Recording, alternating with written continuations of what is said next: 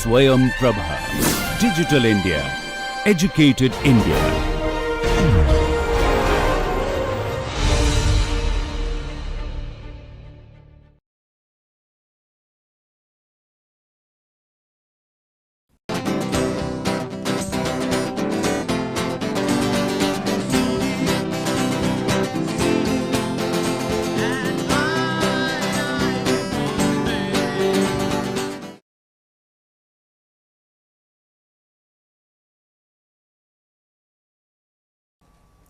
This lecture is titled Student Responses Part 1, and in this lecture we are going to again present the work that the students have done.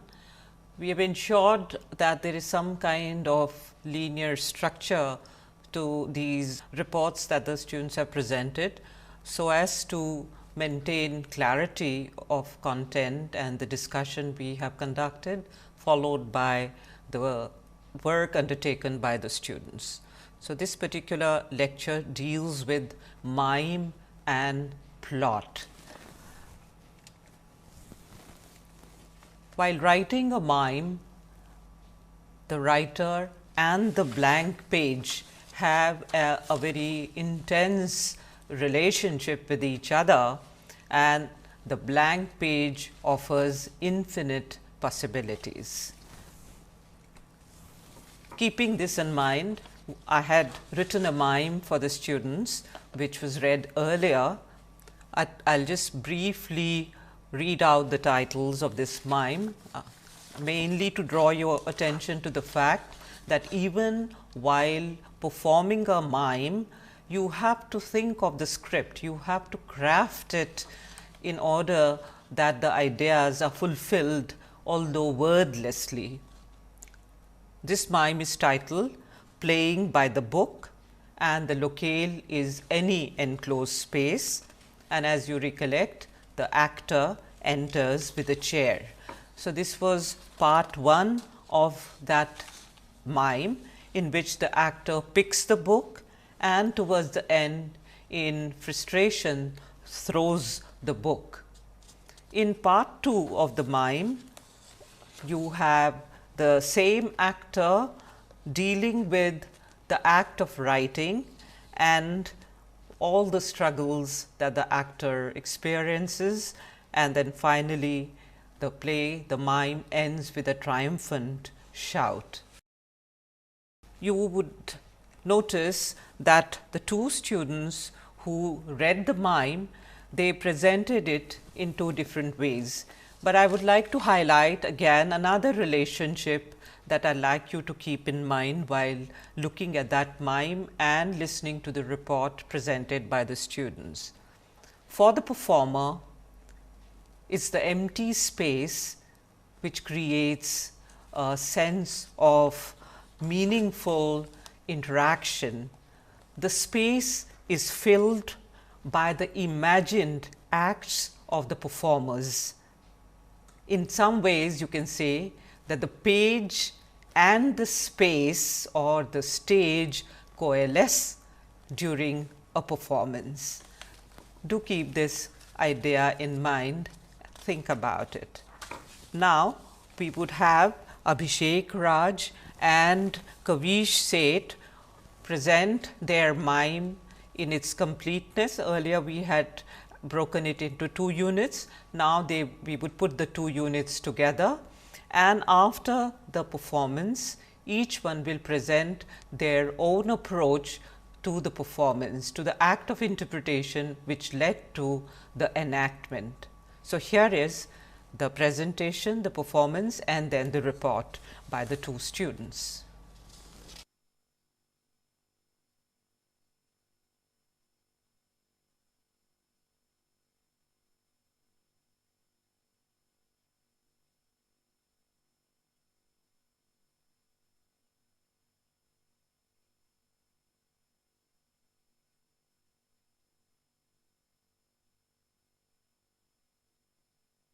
गजब सा बाज़ार हुआ, ऐश का सामान हुआ, गजब सा बाज़ार हुआ, और क्या हो सकता है,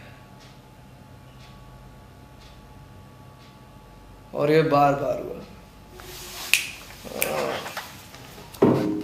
और ये बार बार हुआ, बार बार बार बार.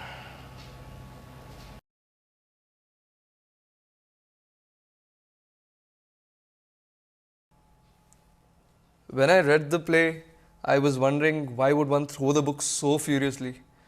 There was this extremism in the character. He was intense. In the first act, his frustration is enormous. He is frustrated. He is not able to connect with himself. Be it his own novel he wrote, or someone else's novel, or a book from his school or college, he throws it away. Based on those ideas, me and my partner, Abhishek Raj, we discussed the possibilities of the character, what it can be, who it can be. And I was the college student, who is unhappy with what is being taught. He wants to learn, but not by the methods used by teachers nowadays. He doesn't want things to be imposed on him. For example, you have to read this chapter number 2, there will be an exam tomorrow. He's strongly opposed to such ideals. So as he goes about reading the book, he was told to, this anger, frustration builds up. Why isn't anyone able to understand the simple fact that we are here to learn, not to be imposed upon by mere facts of nature or by some teachings? So as a consequence, he throws it away. He's so frustrated, which is why this happens. And in Act 2, he's in his own space. There's a guitar there. There are books there. There's a play which he's writing and he's thinking about the play. He's writing down an act of that play. He's thinking, you can see him walking here and there and then checking out the books, checking out his surroundings, what influences him. And that's how the act goes. So the way the scene starts, it actually has no beginning or an end. It just shows him in his creative process. He's writing, he's thinking, and that's how it fades.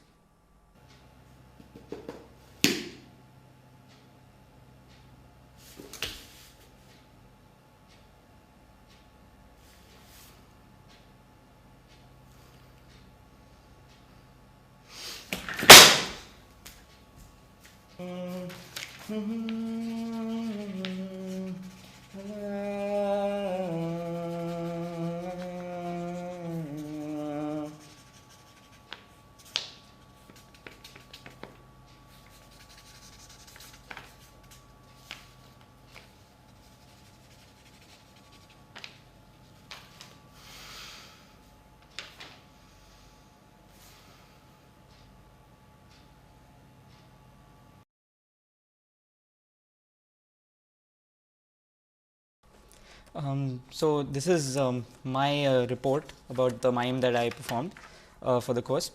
When I first read the mime script, I immediately related to it because I felt that it tells a very real story about the process of creative writing. It combines everything. It combines the frustration and anguish of failing initially when you try, and the creative blocks that come with the process of writing. And it also aptly conveys the unbridled jubilation and ecstasy of finishing a creative piece, of actually finishing something.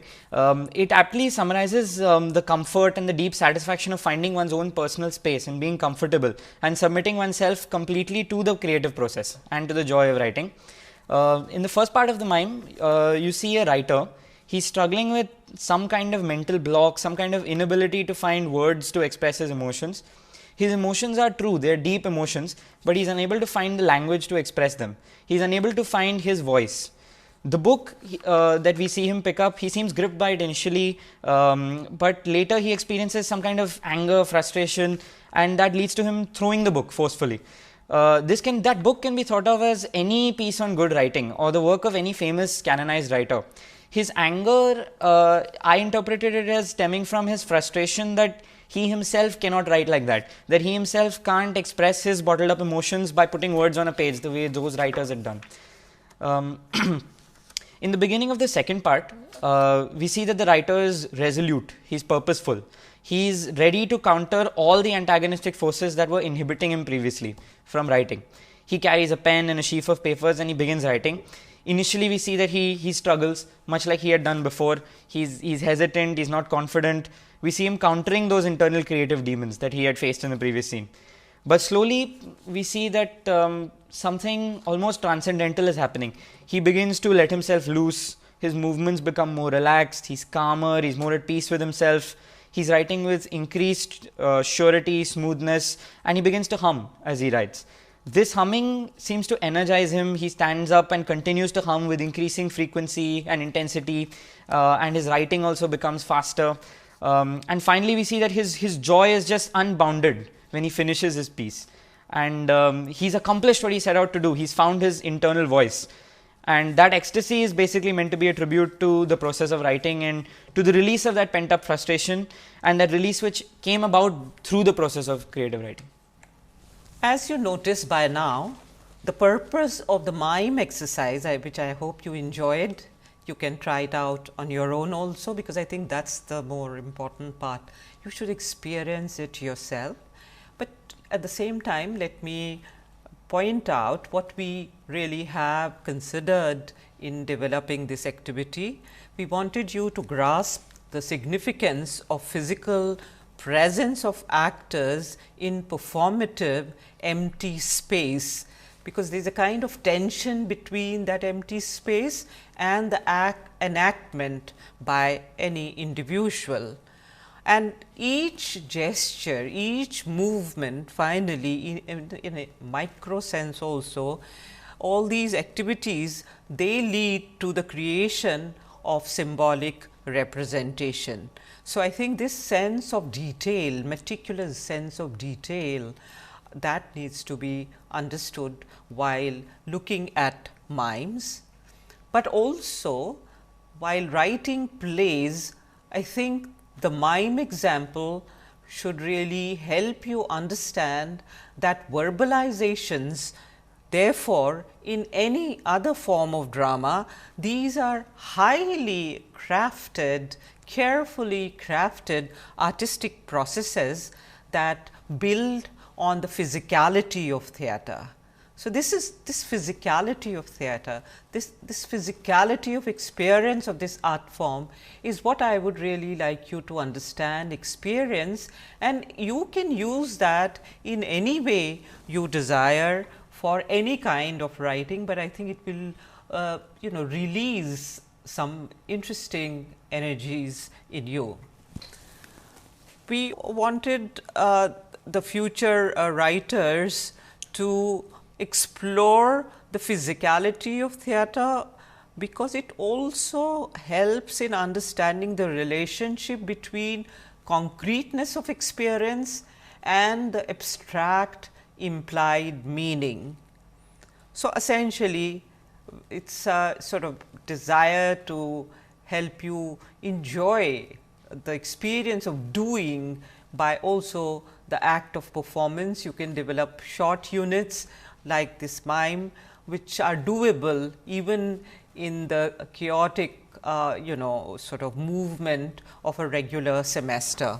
As you saw, these students were able to undertake these interpretive activities, undertake their own rehearsal, discussion, and perform the mime for you. So, it is very, very doable. The other idea that I would like to bring to your attention is the significance of reading, performance, and writing. So, when you write the script, later on somebody is going to read it, perform it, and while writing also there are multiple meanings that may emerge. As I had said earlier, the writer may not intend those meanings in the same way, but it is up to the reader to see meaning if they find that that is the way the piece, the writing works for them.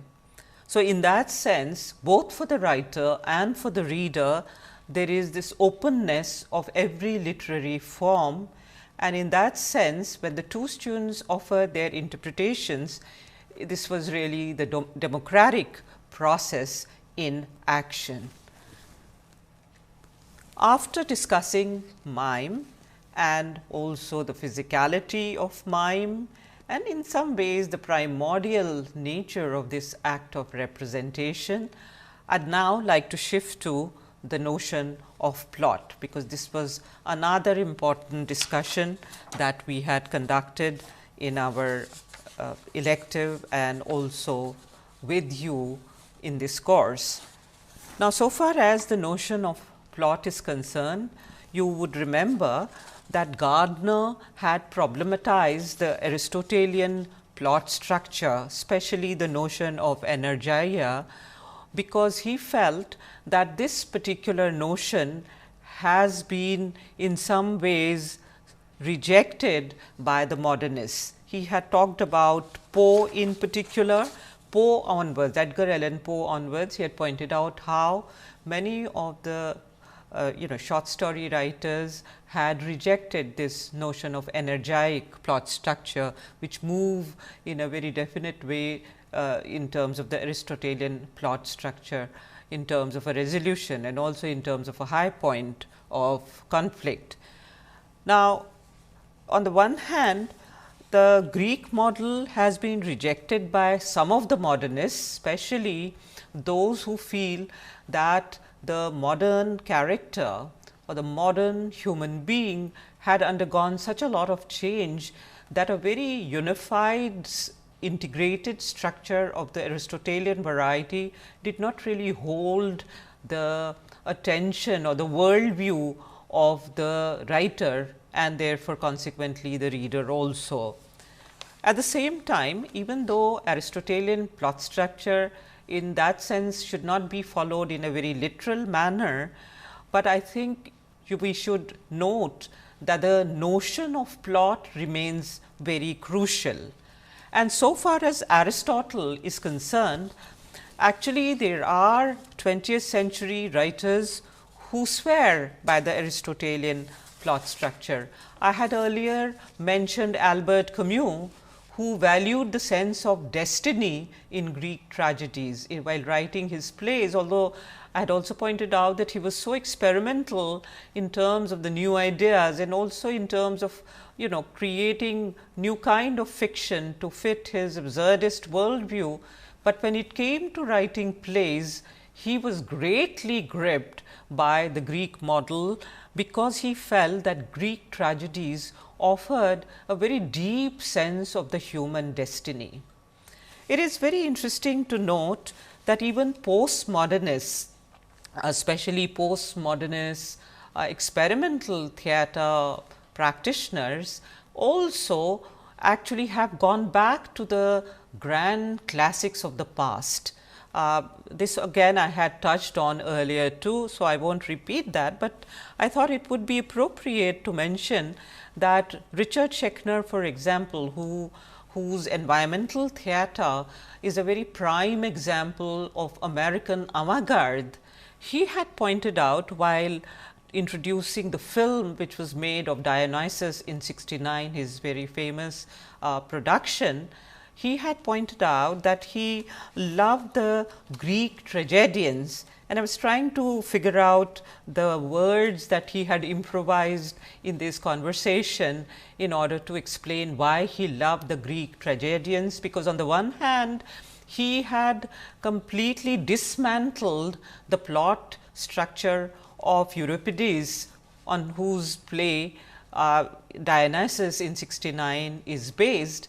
But at the same time, what he said was rather interesting and important. He pointed out that the reason he loves the Greek tragedians is because they saw ineluctably irresolvable human situation, a problem that cannot be solved. So, their tragic vision revolved around problems that cannot be solved, and he added in his own very interesting style, that is because the problem is existence.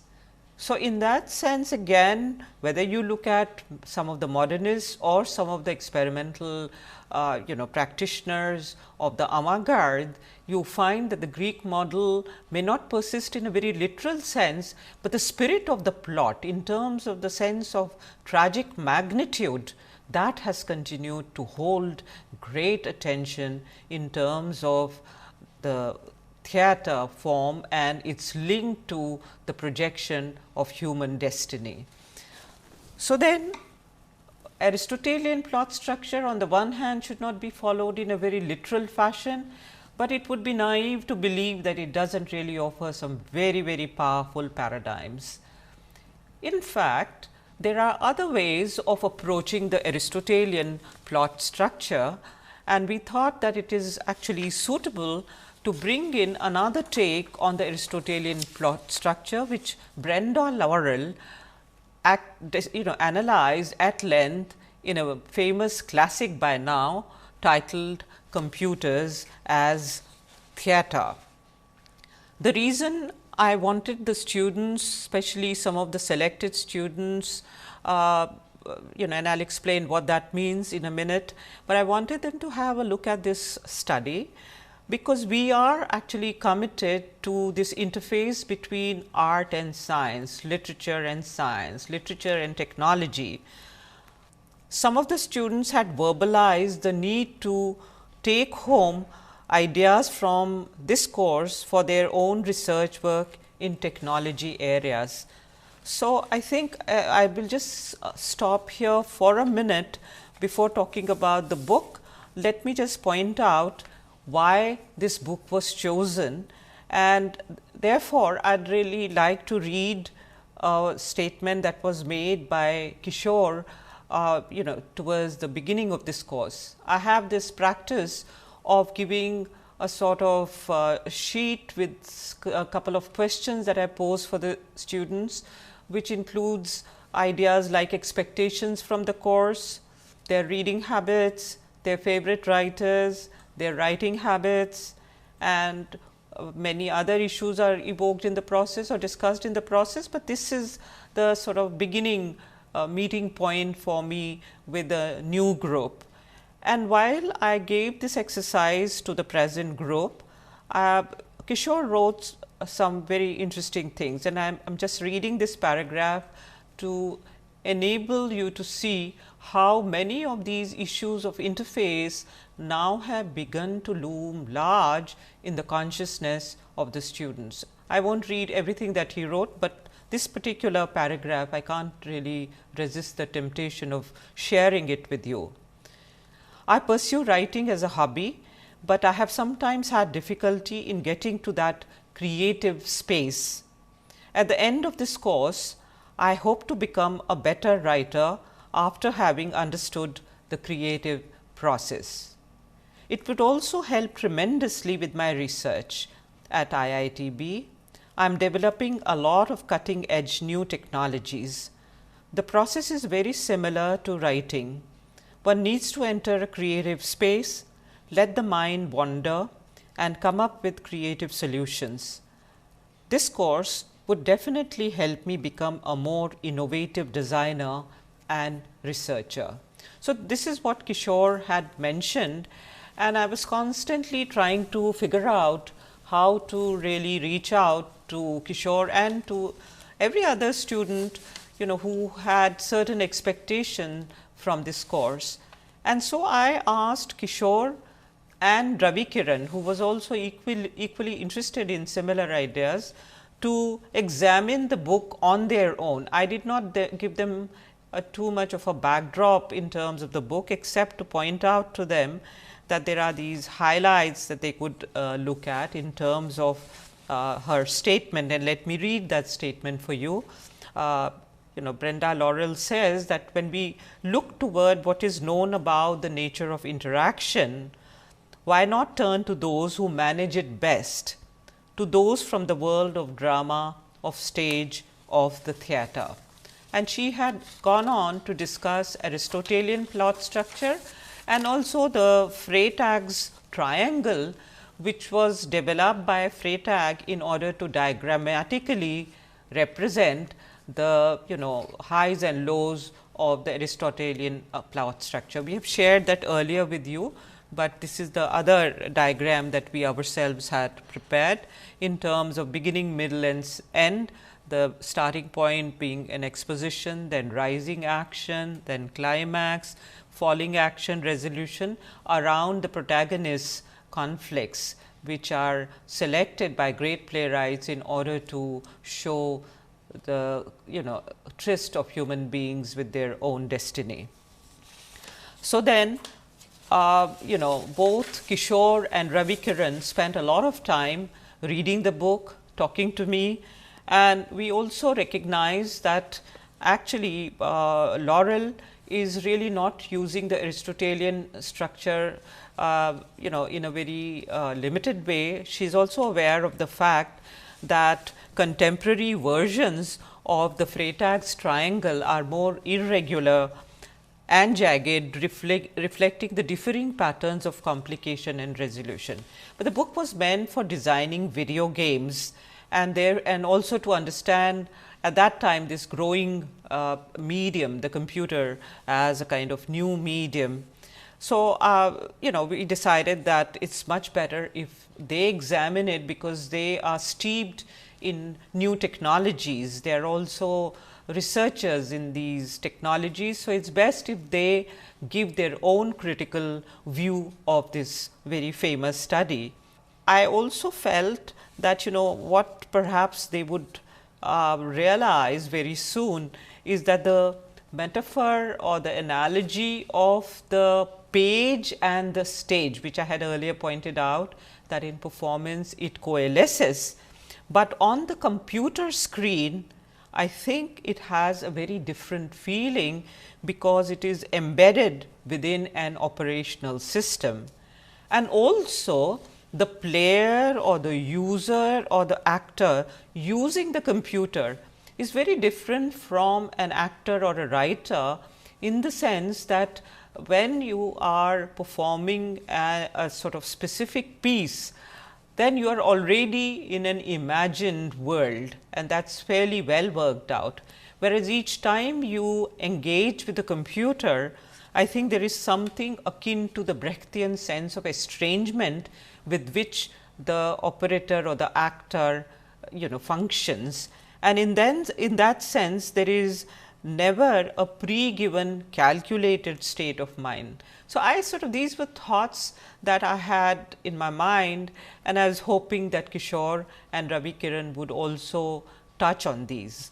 You will have to decide as to which of these ideas they touched on, but I certainly found that they spent a lot of time trying to understand the book. And I also feel that even if, let us say, you are into video game design, I think a question that you may have to ask, despite the proximity of this paradigm, design paradigm of interactive drama for computer video games, storytelling or narrative paradigm, in other words, whether it has any artistic value or whether it has any critical value, what is it that it is trying to do? I think that may be a question that is worth examining also, and there are many more questions that can be raised. So, now let us listen to Kishore and Ravi Kiran and see how they examine this book.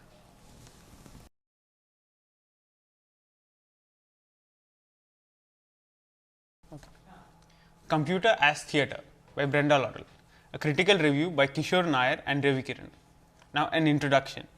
To completely appreciate what Brenda Laurel has to say in her book Computer as Theatre, one must understand that the book was written and published in 1993, before the age of the internet and iPads. In the book, she amalgamates the theory of drama, particularly Aristotle's Poetics, cognitive sciences, communication theory, psychology, and the thoughts of countless other authors and thinkers, to effectively give a framework for designing human-computer interfaces. A little background. Brenda Laurel was one of the pioneers in the field of human-computer interaction, studied theatre in her college, and then worked as a game programmer for a few years, applying her knowledge to theatre to the then up-and-coming field of video games. After her stint as a game designer, she did a PhD in computer-based interactive fiction. The book, Computers as Theatre, is the result of the ideas she developed over a 20-year period. The work was path-breaking at the time, something inferred by the fact that the work has been cited 2,198 times as per Google Scholar. Many of the ideas that she presented 20 years ago became widely accepted principles, holding immense relevance to the internet and mobile era. Although Laurel's intended audience are game designers and programmers, some of her observations hold relevance to anyone involved with design or technology. The book tends to get quite technical in its analysis of the theory of drama and its application in software design. In fact, a significant proportion of the book is devoted to definitions and explanations of fundamental concepts. In simple words, the work is like a textbook meant for a truth seeker and not for the casual reader.